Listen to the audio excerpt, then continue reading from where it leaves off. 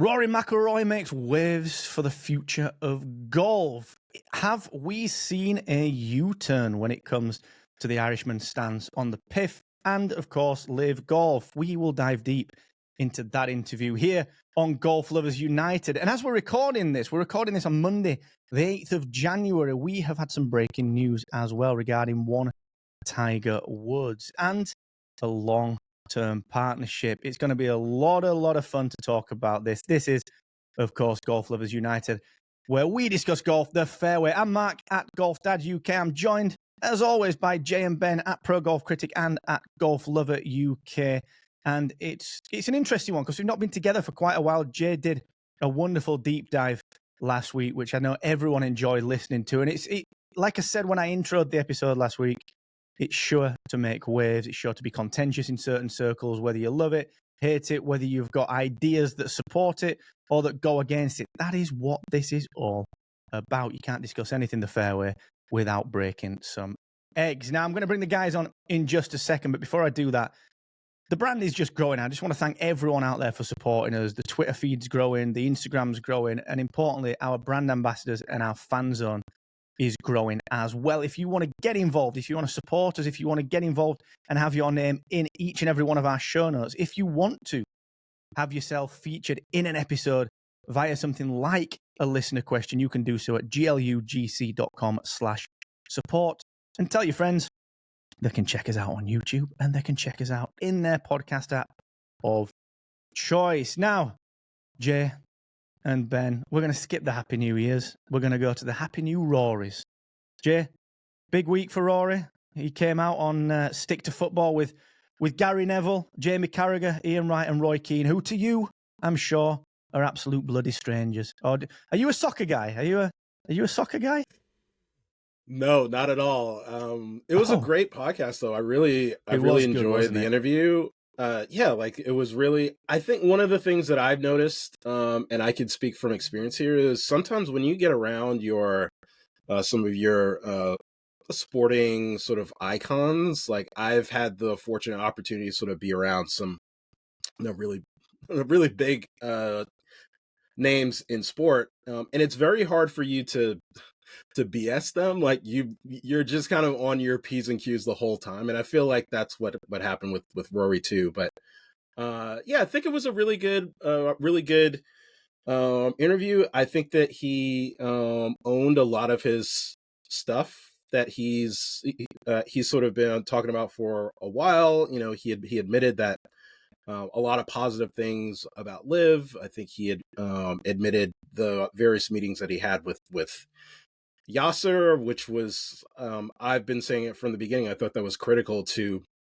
sort of getting everything coming together and sort of kind of being the catalyst to getting everybody sort of talking together in April. I think he played a very, very important role in that, and I think it's something that shouldn't really be glossed over. But I think that he realizes that, look, Liv is going to be a part of the ecosystem. We're sort of moving into a brand new world of professional golf, and it's something that I sort of tapped into in my solo podcast. That, like, this is something that everybody needs to be aware of. It's something that everybody needs to just like start thinking about now, because in the next couple of years, everything's going to be different. So, really enjoy it. As my good friend Jenna Sims Kepka said, hashtag New Year, New Rory. So happy to see it. I love that. Yeah, fireworks of the different type from Rory on that show as well.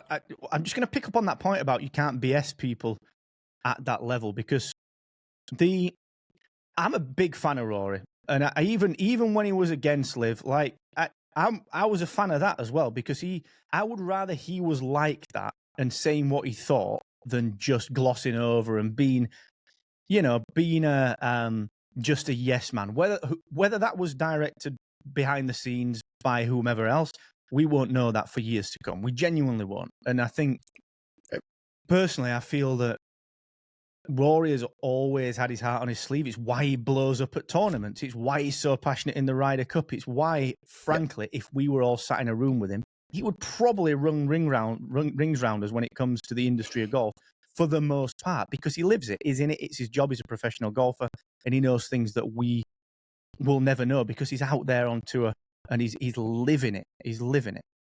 So I've always been a big fan of that. What I thought was very refreshing, and I know it's the softening has come because of the progress that the PIF with Live has made, and certainly the Rahm cataclysmic shift and the way that has catalyzed. I don't want to say a mindset shift, but certainly an opening of minds, it seems, across the board. Like, look at people like Dan Rappaport. Suddenly everyone's a bit softer.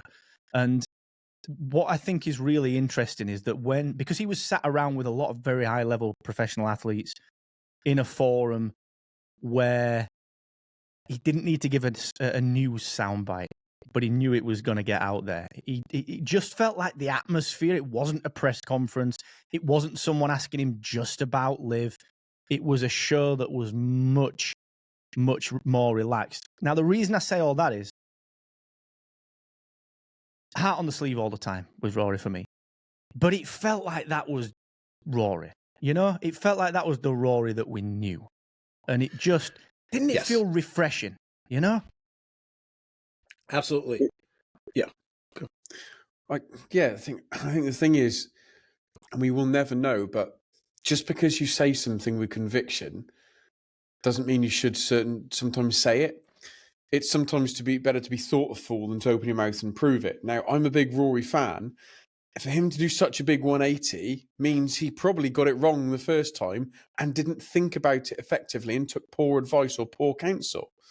Oh, I don't know about that. I'm going to jump in. I'm going to jump in on that one. I'm not sure about that because if I apply that to my marriage, right, I'm on shaky ground. Dangerous doing this, mate. I know, right? Hey, I've been divorced once, mate. Trust me, I've learned that stuff. She'll tell you. I've got one as well. I've got a divorce in the bag as well. Don't get married when you're 24. Don't get married when you're 24. Ridiculous. Don't get married when you're terrible at. Yeah, don't get married when you're terrible at being married, mate.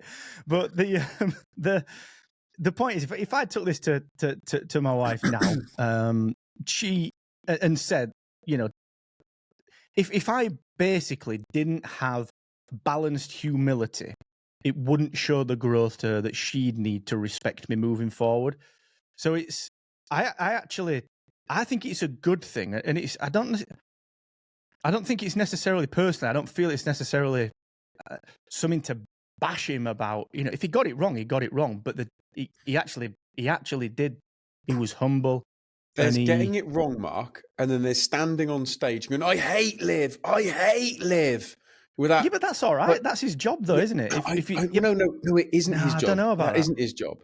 Like, I know you and I differ on this, but my point being is that I'm glad he's fallen on his sword, and I'm glad he's done that. But I don't for any second, and I love Rory. I think he's a great golfer. I don't for a single second think this is anything other than Rory's trying to feather his bed. Whether he's going to make needs it.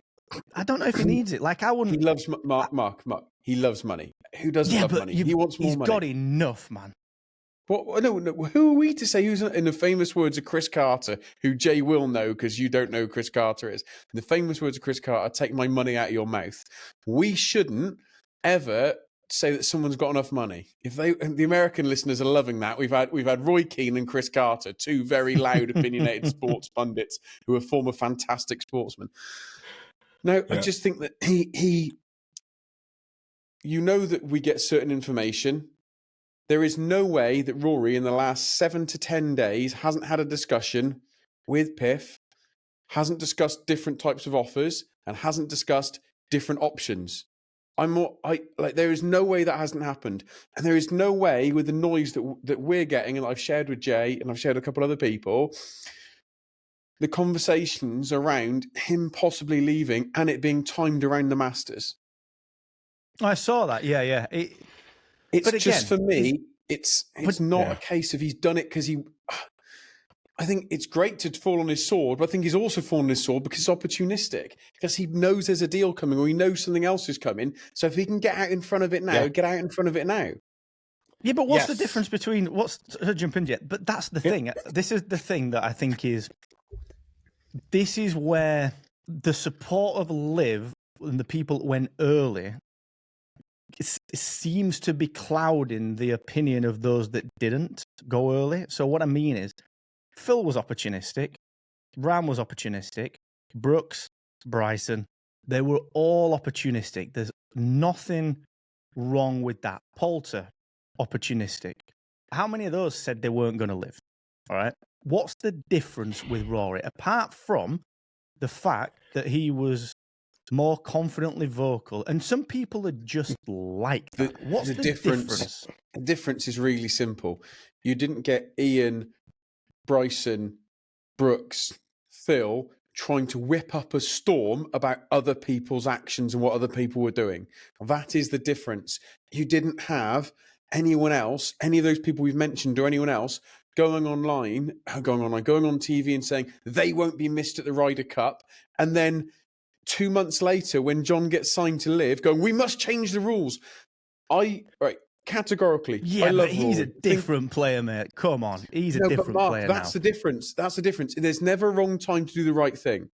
At the end of the day, no one else has ever whipped up hatred or whipped up people and whipped up anti-sentiment against those. Some of the stuff he said about those people, about his friends, about Lee, about Henrik, about Sergio, about Ian, that's the difference, Mark. It's not that he was anti-Liv, it's the fact that he deliberately whipped up the sentiment against them. Yeah. That's what bothers me. I don't care that he didn't like Liv. I don't care that he said he hated Liv.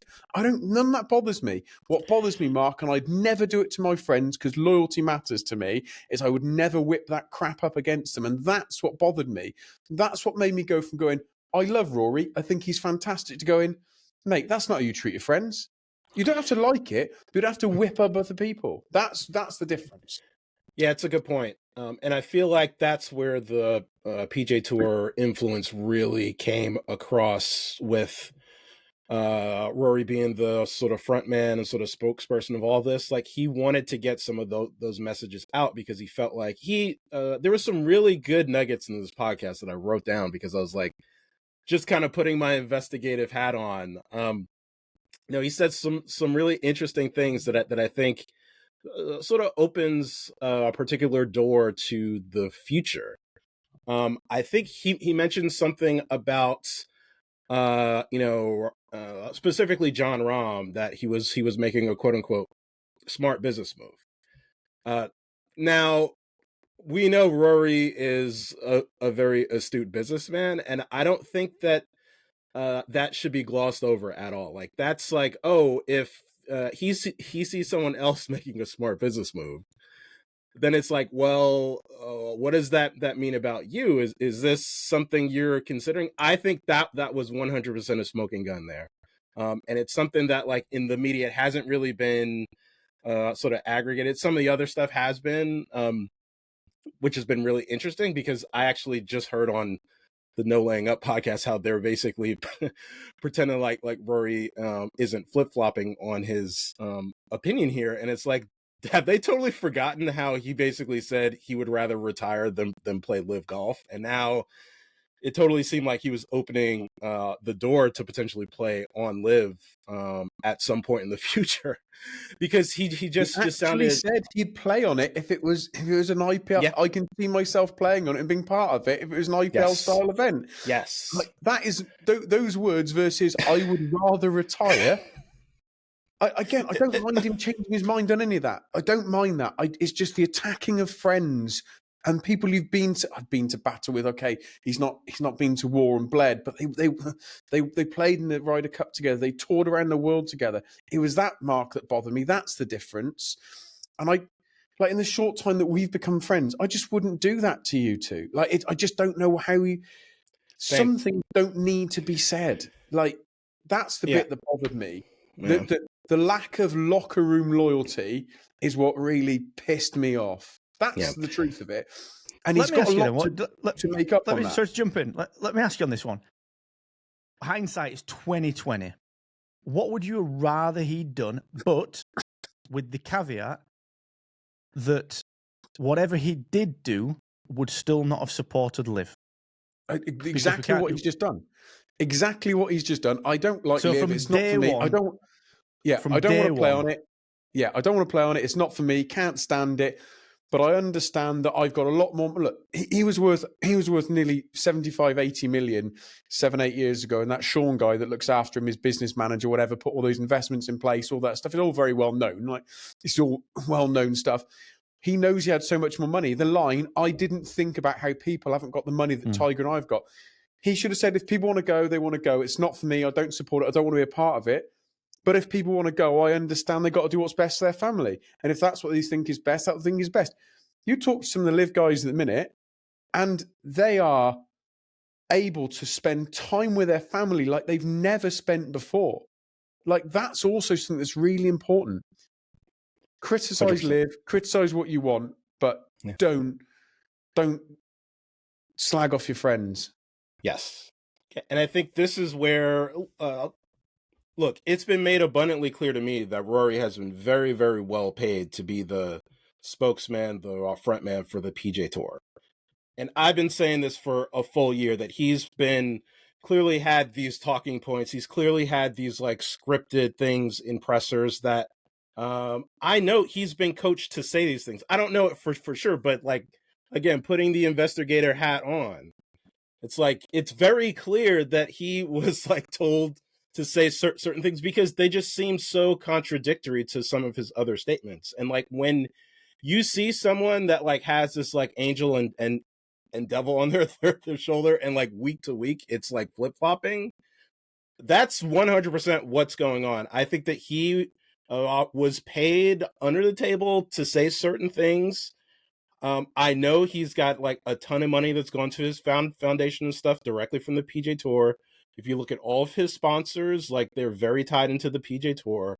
This stuff is not coincidental. They can't pay him directly like Liv could, except they have their little ways of like compensating him for the things that he said. And I think that that's 100%, because like, look, that's the only reason why he would say these things about people that he's been really, really close to. Like, look, if somebody offered me $100 million to slag off you guys, I probably wouldn't do it, but I'd have to think about it really, really hard.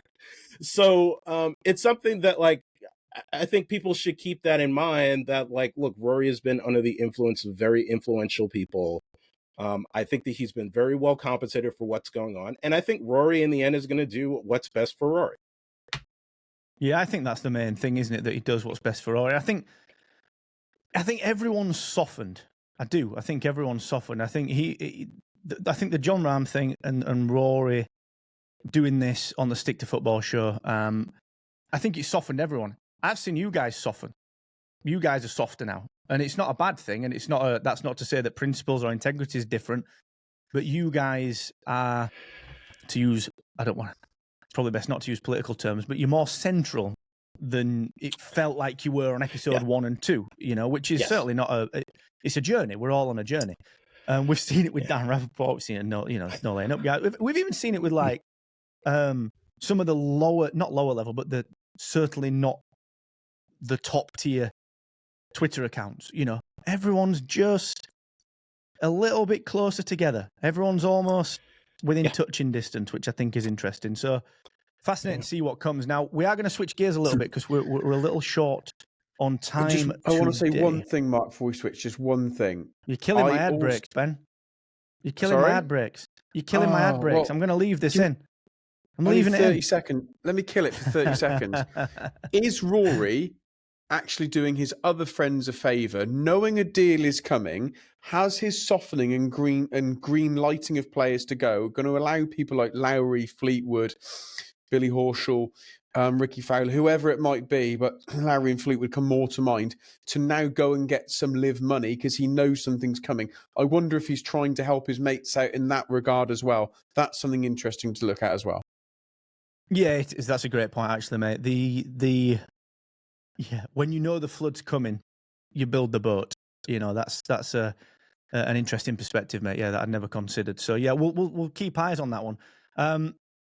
Just before we switch gears, just on the back of that one, if there was going to be any more news, anything major, I'm talking sort of Ram level or there or thereabouts, when would you guys anticipate that we're going to see it? I'm going to cede my time here to Ben, because I know he's already sort of put out there that around the time of the Masters is sort of the time. And I think the reason why is because, look, it's been in the media that the PGA Tour has been sort of pushing back the deadline. We haven't heard anything from the PIF and the Live side.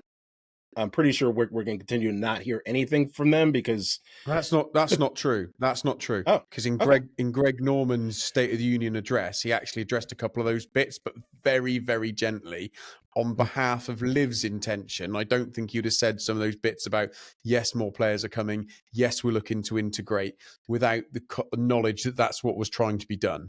All right, fair. All right. No, I think that they are, like, everybody has that mindset. I'm talking more about, like, look, the PGA Tour has obviously been very, very big on spinning media narratives. Live in the PIF. I go back to this Phil Mickelson quote very, very frequently. Actions speak louder than words. They don't need to sort of push these media narratives. They are in a position of strength. There's no question about it. And I think that, look, if the PGA Tour is giving until late March, early April, around the time the Masters to get this thing done, I mean, I could see certain players putting pressure on the PGA Tour to get a deal done by then or else. So that seems like what's going on. All right, let's switch gears a little bit. We got some news today from Camp Tiger. It was speculated, wasn't it, at the PNC that Tiger was parting ways with his longtime partner at Nike, and not unexpected, lovely little statement that came out, confirmed that he was going to be in LA for the Genesis. We'd assume he's going to be playing it, not just walking it.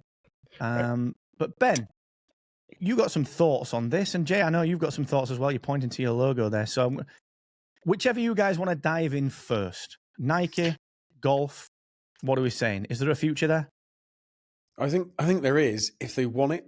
So one of two things are going to happen. Either they've got a few more deals out there. They've got a few people on another 12 months, a few people up to about 18 months, but most of them are, nearly all their existing stable are done within that period of time. Excuse me. But what I'm thinking is they've now got a choice. They either re-up and go again, and I've got a theory on that, or they withdraw. And if they withdraw, they sell off their stock. They don't bring out new stuff. They know how to exit a market. They're not stupid. They're Nike. They've got loads of great golf shoes, loads of great golf gear. Although I've never been a fan of their clothing. I do love their shoes, and they can exit the market gracefully. Let those contracts wind down and sell off their stock, and that can be done. Or they re-up and go again. There are 3 teams in Live that they've got players on the PGA Tour like Scotty Scheffler that they can re-up with, and they can go in with some other players on the PGA Tour for sure. Why not take Smash and either change the name of Smash from Smash to Swoosh, or have the logo being SM, the Nike tick, and then SH for Smash? The 4 Aces have got some real loyal Jordan men in there, guys in there, so they could go with the Jordan brand. And I know Jay's got a sort of a feeling and an inside line on that, and I'll let Jay comment more on the Jordan brand with the 4 Aces. And then, if the stories are correct that Rory might come over, and Rory might come over with Tommy Fleetwood, you've got a great opportunity to have a Nike team in there. So it's either one or two things, Mark. They either walk away from the industry and they're done in 12 to 18 months, and we're all buying trainers at 35, 40% off because they're clearing the stock and no one's going to hold the stock anymore. Or they'll re-up and they'll go again, and they'll lean into something like Team Swoosh instead of Smash, or to the Jordan brand with the Aces, or Rory's team being the Nike Cliques, whatever it might be.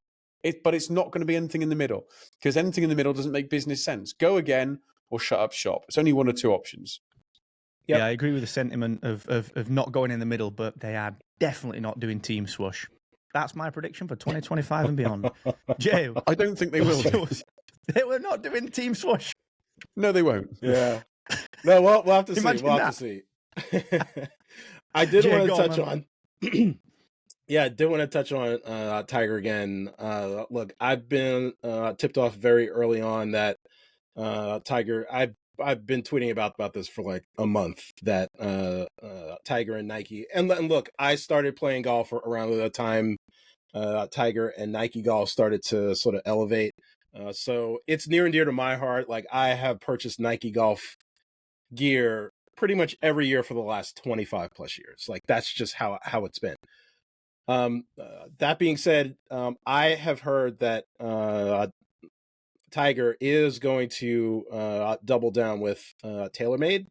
It sounds like TaylorMade is going to sort of have a little bit more of a line of clothing, a line of shoes, where they're sort of going to be partnering with maybe some other brands to give Tiger the shoe that he wants to use. He's going to carry over his trademark logo to the new brand, so I don't think his logo is going to change at all.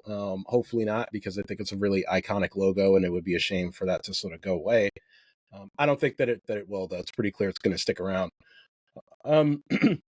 So I do think that, look, I also tweeted about how Nike Golf has been failing its fans for like the last 4 or 5 years with number one, like literally under Nike contract, Tiger's been wearing FootJoy shoes for the last two years. There's no bigger indictment to Nike Golf than that alone. That's just so crazy and so silly to me that that's been the case in terms of what's going on. So I think that Nike is going to sort of reconfigure stuff a little bit. They still have Rory for however much his contract is. I think it was like 250 million or something like that runs for, I think, at least another 4 or 5 years. So I don't think that they're completely divesting from golf. I do think that the Tiger money was very, very, a very big percentage of their expenditures. And I think that they're going to be a little bit smarter with sort of how they spend that. So, and could Liv be part of it? Absolutely. I think that Nike probably will be, part of at least one Liv team. I think that the Jumpman, Jordan Brand stuff is very real. I don't know exactly when that's going to potentially, pan out. But look, Harold Varner, the thing about some of these player moves is that you have to look past the golf. It's not just about the golf with some of these moves. It's like also these branding opportunities.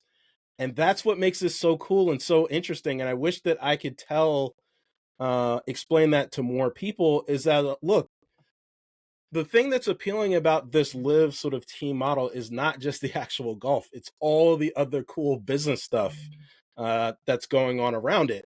And it's something that we're going to sort of build on as a theme on this podcast for the next, who knows how long, a couple next few months for sure. I think that the branding stuff is probably going to go on for the next couple of years, if I had to guess. So I think there's a lot of really exciting stuff going on with the teams and sort of cross promotional stuff with the brands. That is something that I want everybody to sort of keep an eye on moving forward. Of course, we could. You look at Matt Wolf. Matt Wolf's just gone, hasn't he, from TaylorMade over to Ping, having been with Bubba for 3 weeks. Do you know what I mean? It's that in itself. You see Matt Wolf being with TaylorMade for 5 years, and now he's switched straight over to Ping. Now he's with Bubba. I'm not saying they're necessarily the two are related, but it's odd that he's on Bubba's team and now he's playing Ping gear. Yeah, and he's off of Nike too. So that was a really key thing. Yep. Mm-hmm. We obviously need opportunities for Tiger should the TaylorMade deal fall through. And I'd like to see him in some Malbon pajama bottoms. Which brings us to the Sentry. What a genius marketing move that was. I'm going to tell a little tale. You guys are about the right age to remember this. You remember Sonic the Hedgehog, the game, from the Genesis / the Mega Drive in the UK. Remember when that movie came out a few years ago? Yeah, amazing. Same, man.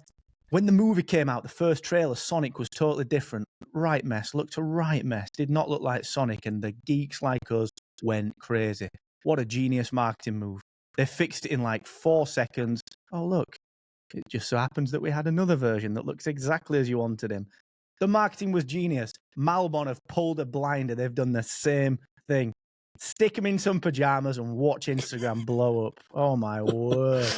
Oh, 100%. This is like a fashion ploy.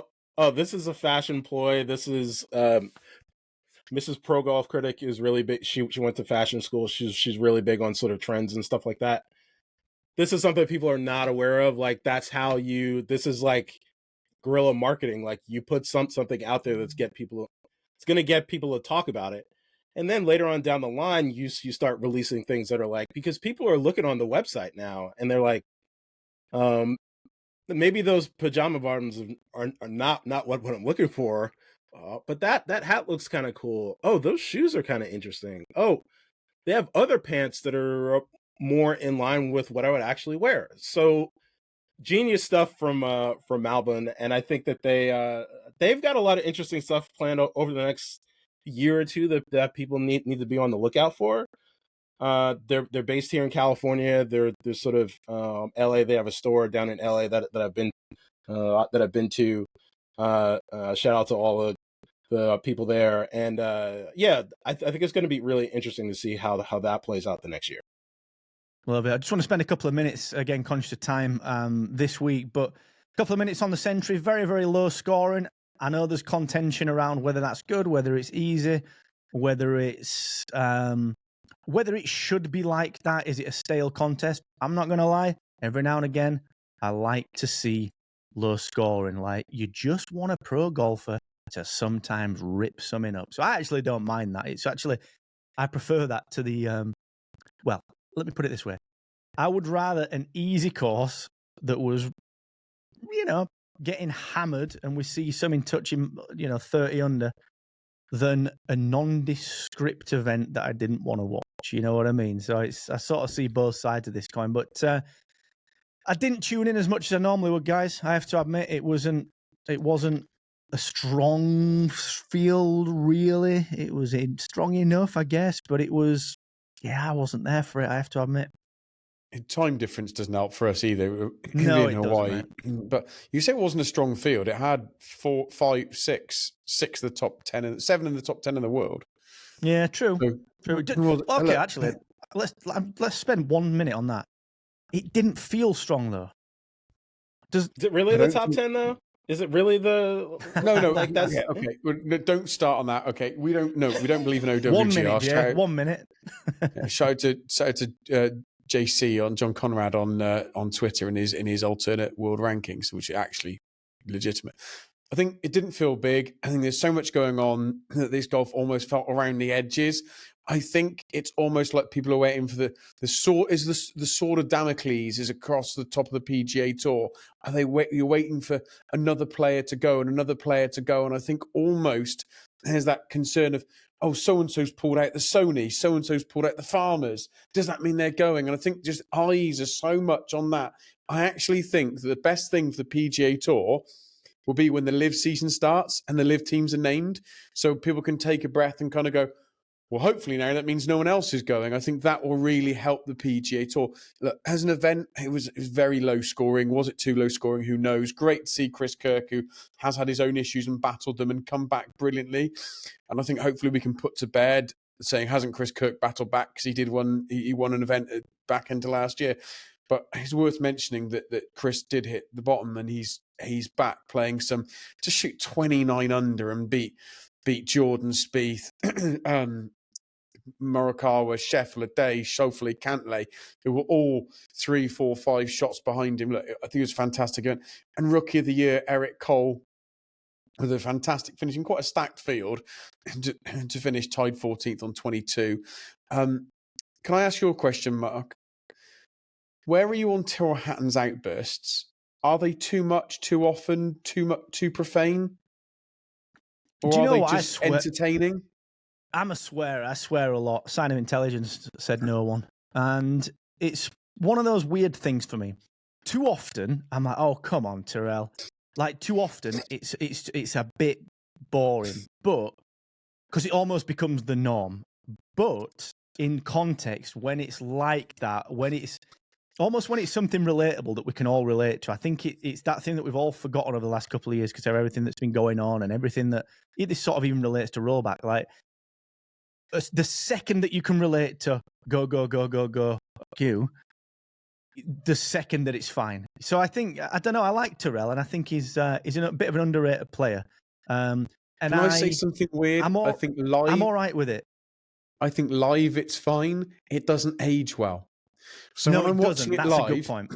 When I'm watching it live and he's hit that chip and he's got it stuck in there and he's hammered his club down twice and given it F this, I laugh and I go, that's relatable. But bizarrely, when I watched it back an hour later, I was like, oh, God, is that a bit much? And I don't think it's a bit much. I'm just like, the difference in watching it live and watching it recorded and played back, it doesn't age in the same way. Yeah, I hear that. It's almost like if you were. It's like the shock of a movie. It's like when Captain America captures Mjolnir. It's amazing the first time, and the second time you're like, of course it is. So I get that, mate. I get that. It's that's a good question, but I think it's all right. I think it's. I'd rather that than just another rote, boring player that you don't really know of. Like Chris Kirk. Unfortunately, like the winner. Look, let's just be honest here. Like, I can appreciate the issues Chris Kirk has had coming back from that. Except even prior to that, Chris Kirk is very nondescript. He's nondescript now. This is like the only sort of interesting part of his story, unfortunately. And I think it's like one of those problems with the PGA Tour when you start thinking about it. Like almost all of their interesting personalities are now over at Live Golf. Let's just call a spade a spade. Like, you look at John Rahm, you look at Brooks Koepka, you look at Bryson, you look at Cam Smith, you look at Dustin Johnson, like Phil Mickelson, all these guys that used to make the PGA Tour more interesting. As much as the PGA Tour wants to pretend those guys don't exist, they're one of the things that used to make the PGA Tour compelling. And now those guys are gone. And for me personally, like, every time I'm watching a PGA Tour event, I can't get it out of my head that John Rahm is literally in Hawaii this week. I don't know if he had his sticks there or not, but it's like he's there and he's completely banned from this event until the PGA Tour lifts those bans on these players that went to live. Because trust me, there are players, and they've talked about this ad nauseum. We've talked about it. Like, they would love to play in certain events. Absolutely. The fact that they are not allowed to, it puts a cloud over every single PGA Tour event that's not going to be lifted until they figure this thing out. So I want them to continue to realize that this is something that a lot of fans have in mind.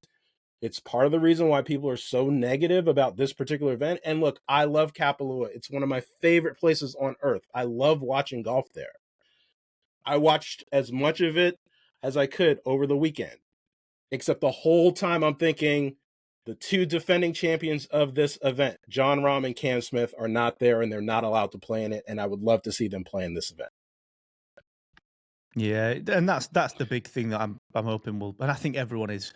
Like we mentioned earlier, we're all a little bit closer now. The hands are a little close together. Hopefully that'll be resolved over the coming months. Now we are going to wrap up in. I've got a question. I've got a quiz. I'll give the winner £5 or $5. One of you two. Ready? Who's going to win this question? 14th, par 4, 295 yards. Victor Hovland has put it in the greenside bunker. He's got 56 feet to the hole.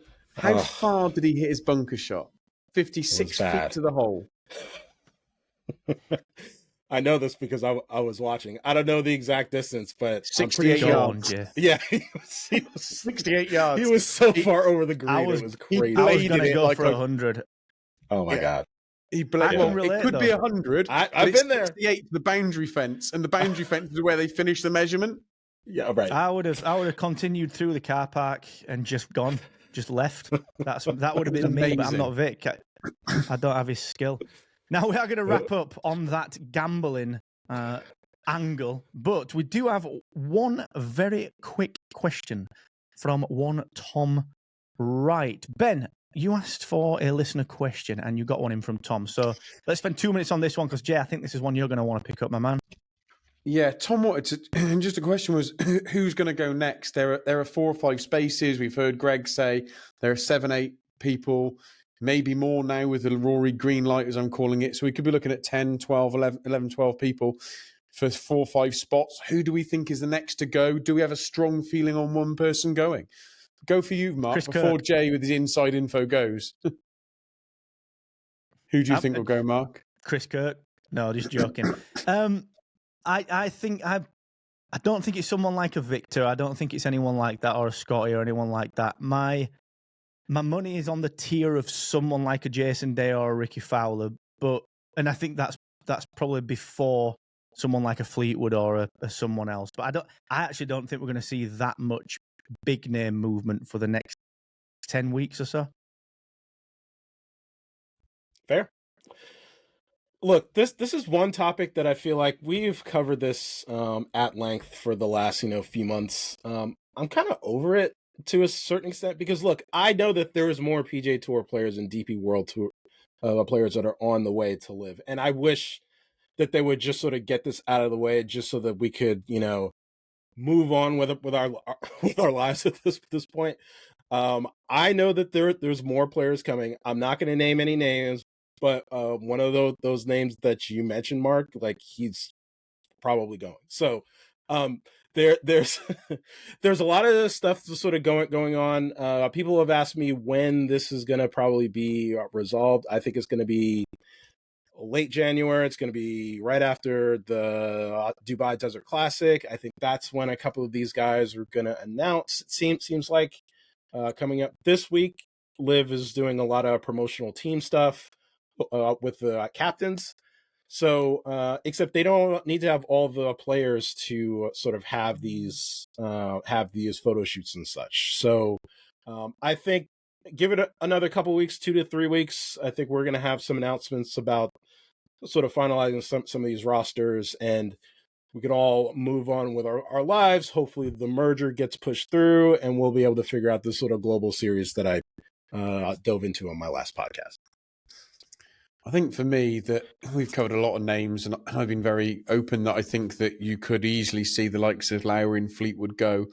We know they both had very strong discussions, and whether they had the offer and turned it down or they countered before, that remains to be seen.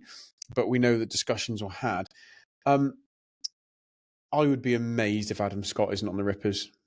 I'd be absolutely amazed.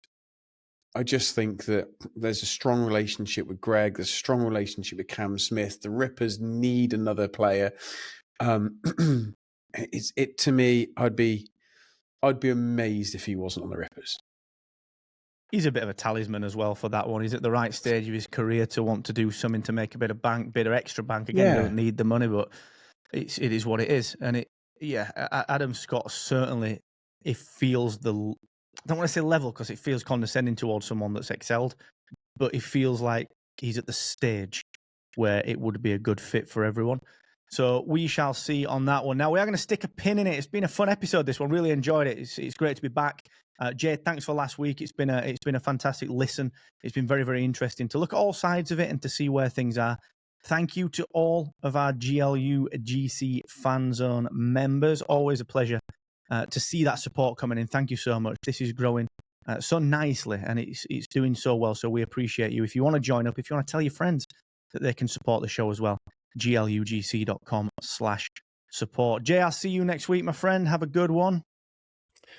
That sounds good. Thank you. And thank you, everybody, for listening to last week's podcast. I could have gone for like 3 hours. I was committed to cutting it off at like an hour, and I went for like 75, 80 minutes. So, more to come, much more to come, though. Part 2 incoming. And Captain Swoosh, thank you very much, my friend. It's a pleasure as always. I hope everybody's well and looking forward to their golf season. I'm looking forward to getting some more content up on our YouTube channel as well, a little bit more in a way of some other content, some videos and some stuff with players. That's going to be quite cool. Yeah, it's always fun. It's nice to be able to do this, isn't it? And just be around the thing that we love. So thank you to everyone for listening. You can check it out over on YouTube. As always, all the episodes are available there and glugc.com or your podcast app of choice. Until the next time, enjoy your golf, stay safe, have fun, and bye-bye for now.